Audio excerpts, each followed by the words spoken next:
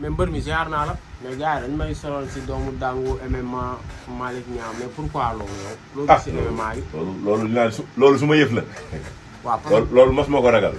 Malick Niang du dërëm barki sëñ Bamba. pardon Malick Niang wàcc démb waa ji seetaan nga ma ko da nga fàtte borom jàmmeñ bi xanaa. non mais loolu. mil ko du dërëm yow day napp gars yi yow xam nga loolu sax. kon yow kon pare nga ni bu la joxee avance bi nii yaa ak Malick Niang nga leeral. yow bu nekk lébu gi nekk xale. am doole loxo bi wex xat 10. mais waa ji ñu def Abdou Diouf démb ma est ce que yaa ak Malick Niang bu la joxee avance bi. man du ma dóor ñaari yoon waxuma ko ma dóor ñaari yoon wax ma ko. benn dóor laay dóor mu wàcc. kon wóor na ku tedd ki buñ ma ko joxee ma wàcc ko. loolu su ma yëf la déggoo li ma la xanaa. ah kon baax na gars yi bëgg nañ ko moom. mos ko ragal kii loolu su ma yëf la nañ ma ko jox gars yi buñ ma ko joxee ñoo xam ne lépp dëgg la xoolal ñu ko du dërëm gis naa nga dem mu gañ a Abdou Diouf a pare di xataraay naan dafa bëgg a xeex kii mooy xeexkat bi borom góose bu waaw yaa ma gën a xam benn lay dóor mu wàcc